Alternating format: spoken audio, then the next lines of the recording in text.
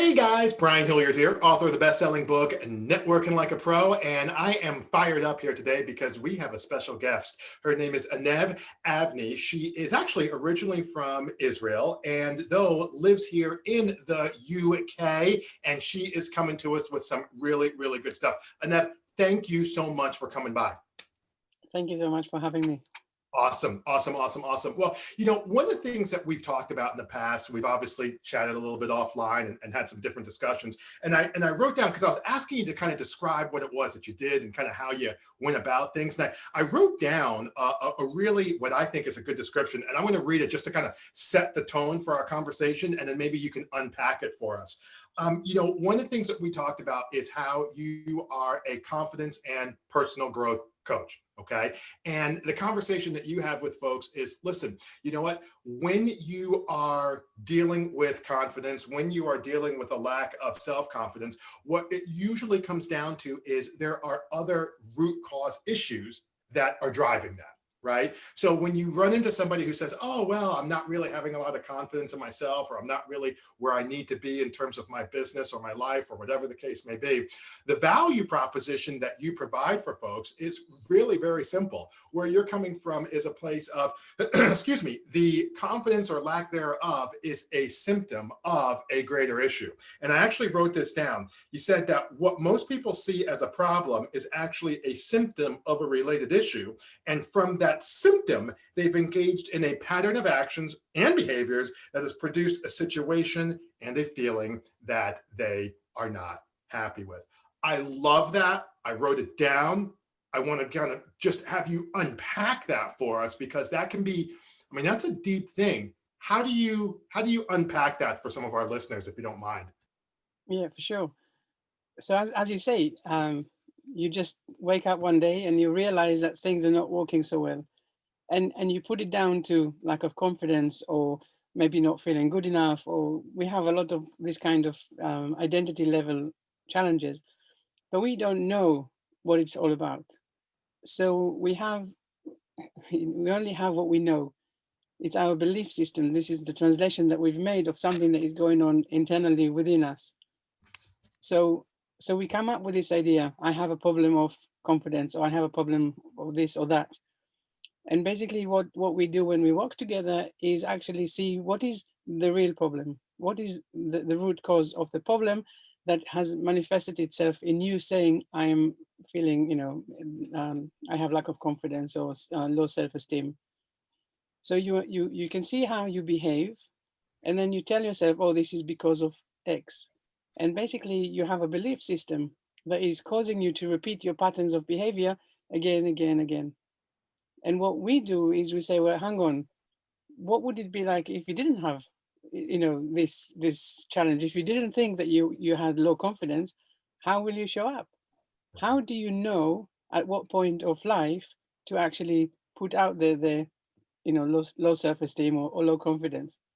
Because I bet there are other aspects of life where you are full of confidence, right? So then we need to look at what is going on there. What is happening in your life when you say, oh, actually I'm really shy, or I have low self-esteem. And then we talk about the conversation that you're having with yourself, where you're constantly telling yourself, oh, you see, this is because I'm not confident. And then we say, okay, so really, where is it coming from? What is it that you're afraid of? And it's very much about having this conversation when you all of a sudden realize that maybe this is stemming from a long time ago, when you wanted to say something and someone told you off, or someone said, oh, you're really silly, or what kind of a stupid thing to say, or something like that. And very quickly you just say, well, okay, I'm not going to say that anymore. And now you created a situation where you don't know anymore. Can I be myself? Can I say what I really think? Or am I going to say something and then I need to worry about what other people are going to say or think about me? So we create this, right? We create this problem all of a sudden, but the problem was not there to begin with. It was just, someone kind of helped us create this problem. It's interesting. I was doing either it was a call or it was another interview. I don't remember who it was with. And one of the points that came up was that as a kid, I know. It was Doreen Ritchie. She's out of Belfast. Okay. One of the points that she said was that as a kid, we are, it's like a blank check. It's like a blank book. It's Yeah. this white canvas. And as a result, everything, there's no means by which to discern truth or fact from fiction. There's just everything comes in and we just all assume it to be true. It's a lot like, again, almost like, in some people's lives, it's like they're spilling tomato sauce all over the Yeah. white canvas. In other people's lives, it's like water. In other people's lives, it's like milk. The tomato sauce, you can still see it years later. The water, it goes away because you work through it. And the milk, you don't see it, but you can smell it. You know something is not right. So for different things with different people, you have these different effects. And I want to go back to this point that you made about the idea of this inner conversation, okay? And like this dialogue that people are having with themselves. Talk a little bit about how, when you are, if I'm having a situation where I have this negative self-talk, that's how I would, self-limiting beliefs, negative self-talk, however you want to put it. Mhm. What would you suggest people kind of like go about it? Because part of it, from what you're saying, is it's not something that just happens like that, where you're like, oh, turns out I actually can do all this really good stuff. I thought I couldn't, but I can now. And, off we go. That's not how it works, is it? No, not quite. But I think, first of all, I want to go back to what you were just saying. Yes, by there is a part of our brain that is not developed until we're 9, right? The neuro context. I'll move away with the name actually now. But the point is that until this part of the brain is developed, we don't make sense of relationships. We don't understand what causes something to happen. Right. So what happens is that we feel pain. We think, oh, I really didn't like that, but we don't know why it happened or what caused it. So we create coping mechanisms.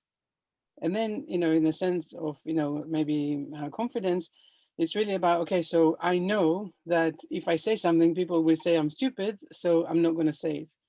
Or I'm going to feel really out of sorts when I'm speaking, or when I'm going to say something, because I know that brings a lot of, negative reactions.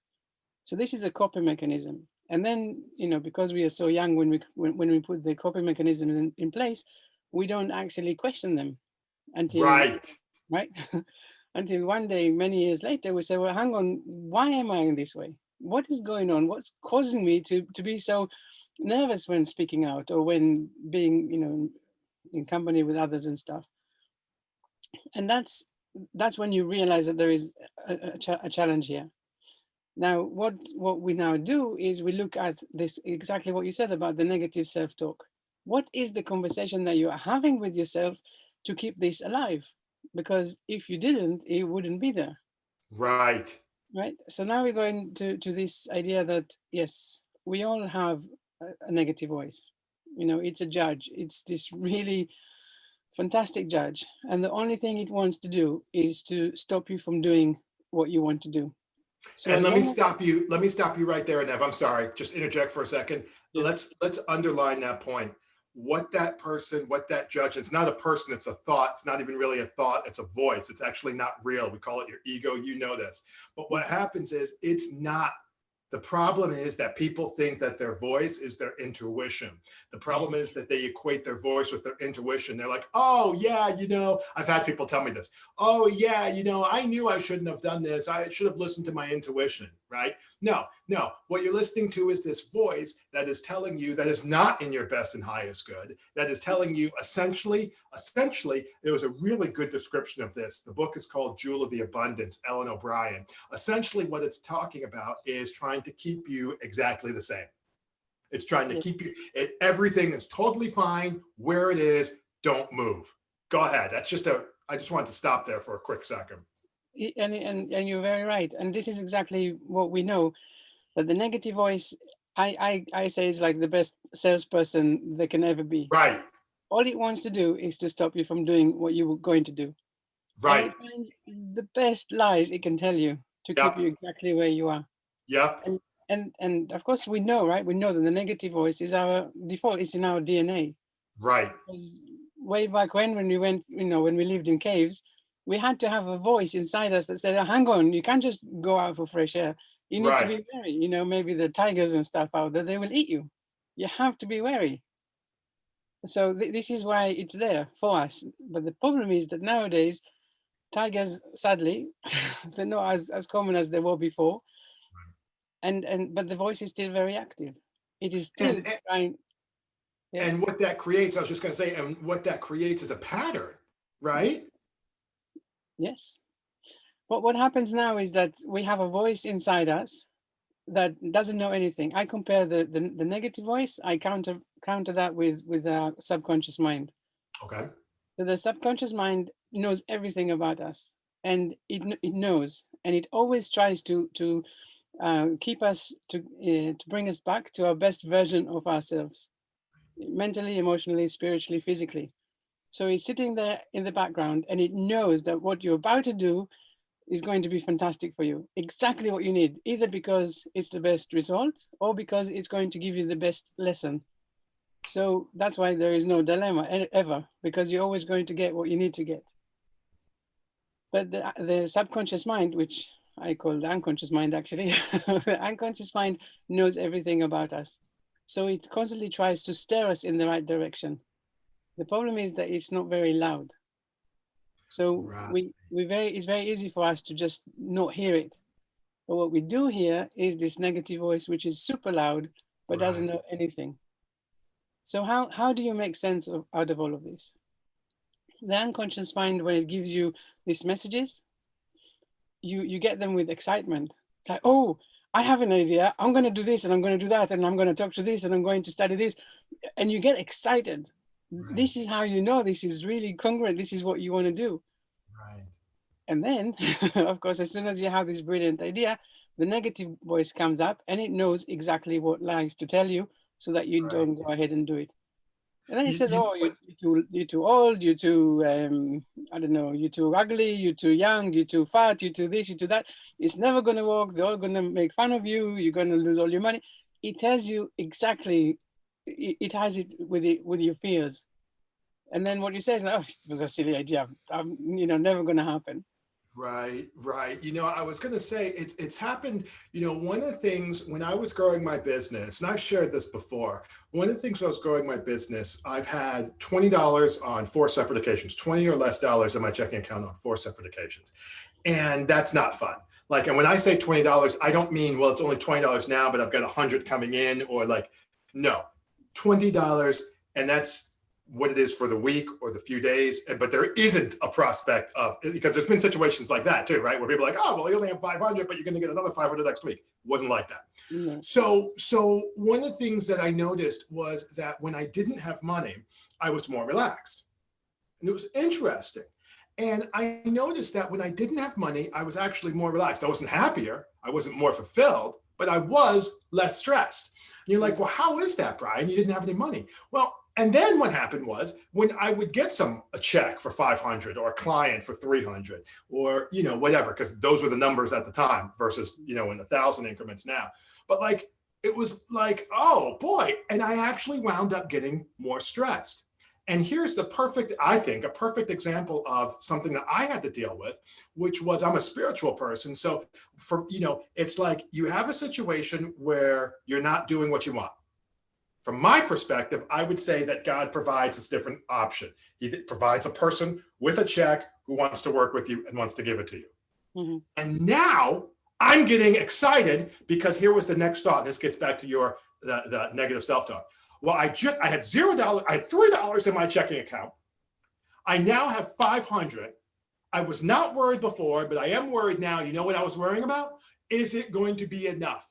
Is it going to happen again? Is this going to be something where I have to worry about going in the situation again? Mm-hmm. And I had to totally, and I think you would agree with this because one of the points that you talk about is the idea of this being a journey. Mm-hmm. I had to totally go on this journey of really getting myself out of this pattern of thinking. And I would think that this journey starts with your thinking. I think it would start with your mindset and how you think about it and what you take seriously and what you don't. Yes, and there's so many different things that you just said, which I'm kind of thinking, where can we even start with all of these?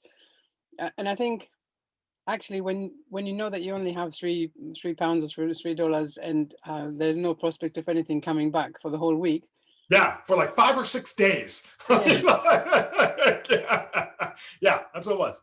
I think that's kind of when it gives you the invitation to do anything. It's the invitation to be creative. It's the invitation to kind of see what is the universe trying to tell me. What can I do now? What can Right, I actually do now to right, change the situation? right, And I agree with what you say. Once you do get a client and some money is coming in, then there is a worry. You've now created a pattern of, right, is that going to happen again? How am I right, going to not create that? right, And right. and so the other thing to mention at this point is that how quick our brain it is to create patterns for us, to create habits. And it is it is very interesting, again going back to the idea of the subconscious mind. What they say is that our brain takes nearly no efforts in processing our thinking, our conscious mind. So all of these fears, all of these thinking, all of these things, there's no much brain processing. But in order for the brain to free itself to really do the big processing on our unconscious mind, it creates habits. So it Okay. says, oh, okay, so it's a pattern. You had $3, then you have a client, then again you had another three, just $3. It's a pattern, so I'm just going to leave you to it. It's not actually doing any effort. It's not helping you at all to try and solve this. Right. So this is a really interesting thing, again, when we talk about patterns and habits, about how they create and for what, how they created and for what purpose. And let me ask you this, because a lot of coaches and consultants are listening and maybe watching us today. And one of the things that they have a pattern around is the money conversation. Mhm. Okay. And you're going out, maybe not you or me, but other people, and I've had this a little bit. I was not the best salesperson, interestingly enough, but you get into this pattern of, so you have good stuff and you're talking to a prospective client Mhm. and you're having really good feedback and there's good stuff going on. And then we get to the money part. And it's like, all right, well, how much is this going to be? What does it look like? Right? The house and the mortgage doesn't pay for itself. Mine doesn't. I've been trying to get my girlfriend to pay for it. She's not doing it. So I have to pay for some of it myself, it turns out. Yeah. So the mortgage doesn't, yeah, I've tried to ask her if she can just take care of 95% of my financial needs while I play company of heroes. She says no. Okay.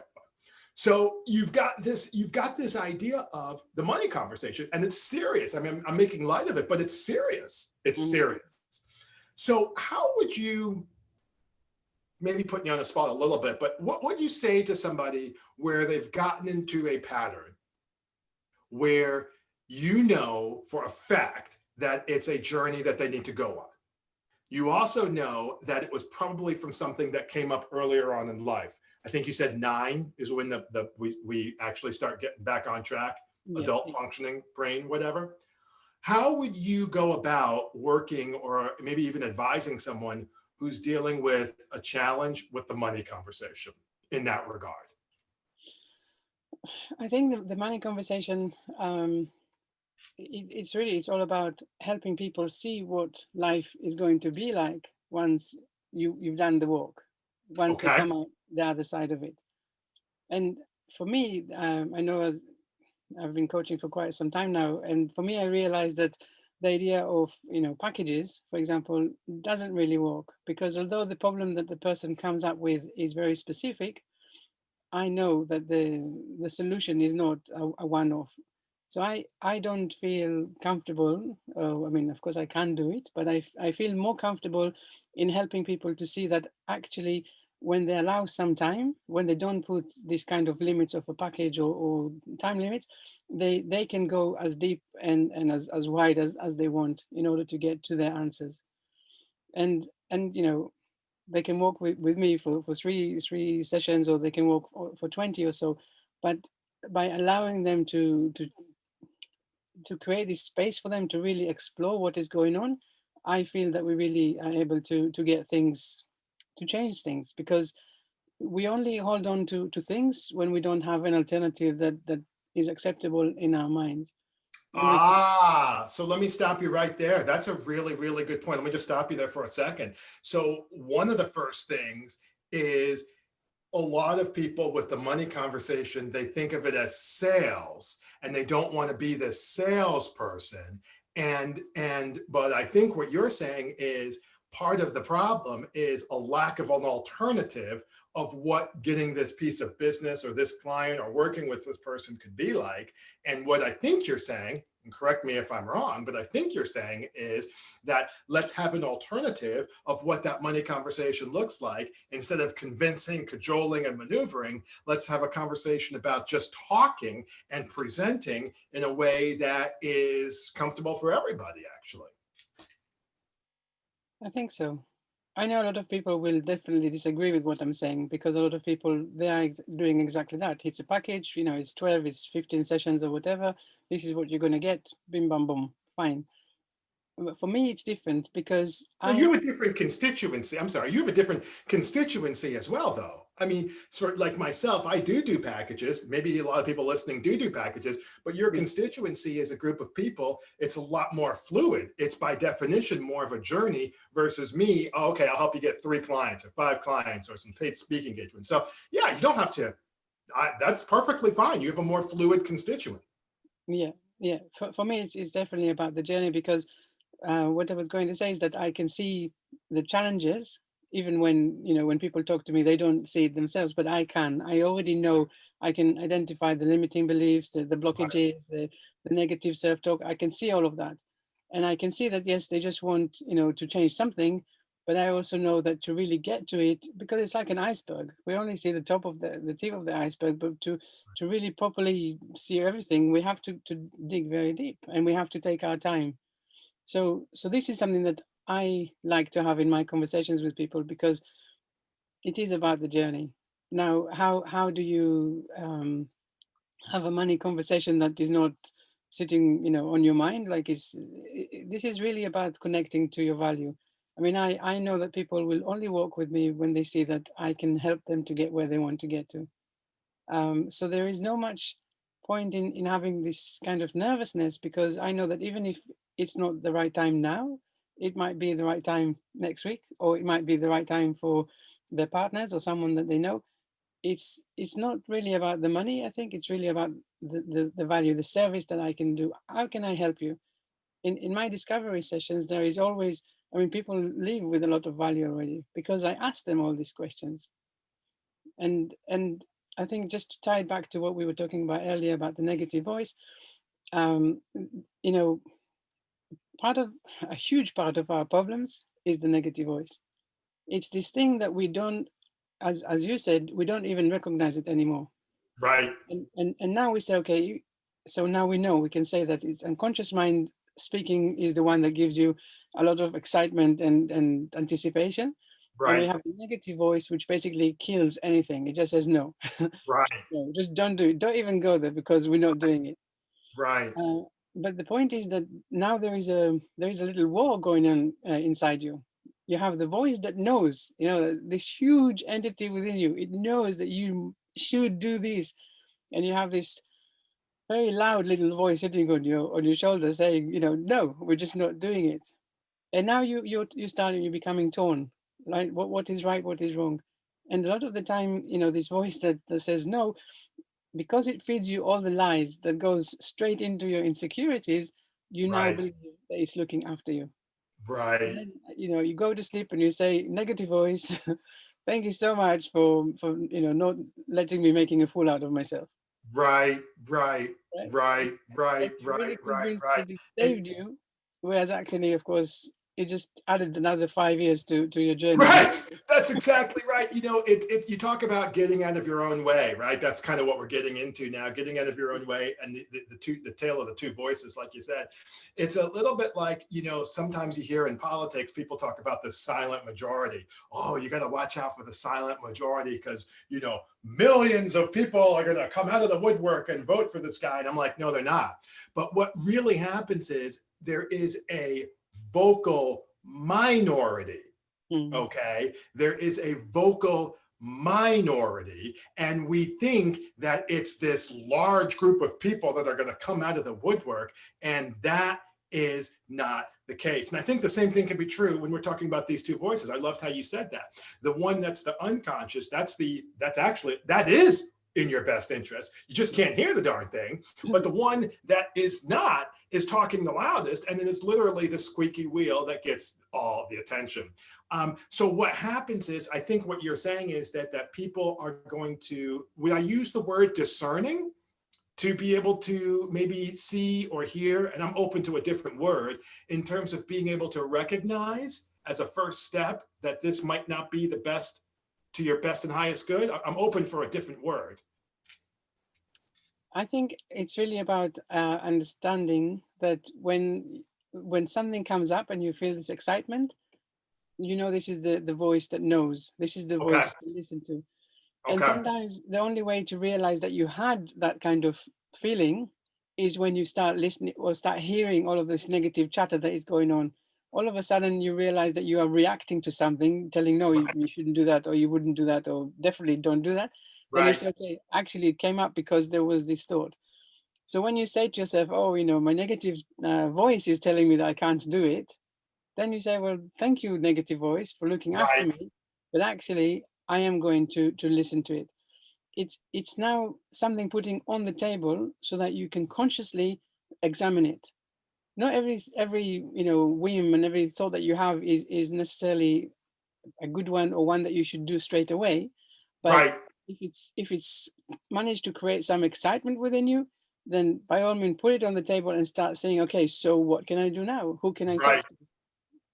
What is there that is really attracting me? And really recognizing that the negative voice will come and try and come in every little gap that you have in your confidence, That's right. trying to try and talk That's you out of it. exactly right. Yeah, so you just need to say, right, I am actually doing this. That's exactly right. And I think that, when you talk about, we'll wrap up here in a second. I think when you're talking about this, a lot of people, they take the negative voice as gospel, if you don't mind the term, Yes. where, like, if there's anything that is not true, right? They say the greatest trick the devil ever pulled was convincing the world that he didn't exist. And I think that when you talk about this negative voice, and you made the point earlier, talking about the idea of the negative voice not only stopped you, but, which is one thing in of itself, but it actually got you to thank it for stopping you. Right? You're like, oh boy, thanks so much for making me so I didn't look like a fool. Or, oh boy, dodged a bullet on that one. You know what I mean? And that's not the case. And you see that in all parts of life. We're talking business now, but you see that in all parts of life. Okay, Einav, tell these folks where they can kind of touch base with you and connect with you and maybe hear a little bit more about you, either online or however the case may be. Absolutely. So I'm going by the slightly easier name to pronounce, which is Untangled Coaching. And I'm on all good social media service platforms, YouTube as well. And yeah, if anyone wants to get in touch, I'll be very happy to have a conversation with them. Awesome. Yes, thank you Awesome. for lovely Awesome. conversation. Awesome. Well, this was awesome. It was a really good discussion. I was taking a little bit of notes myself. Einav Aniv, Avni. I was working on that the whole time. So you guys don't know this. In my head, I was thinking to myself, I've got this. Let me say it again. Einav Avni is awesome. Thank you so much for coming to us. We really, really appreciate it. And you know what? You can tell them, do you want to tell them the little trick with your name that I kind of came up with? No, you know what I'm talking about. It's almost an anagram, people. It's almost an anagram, but we don't have time to get into that right now. Einav, thank you so much. I really appreciate it. Thank you. Thank you so much.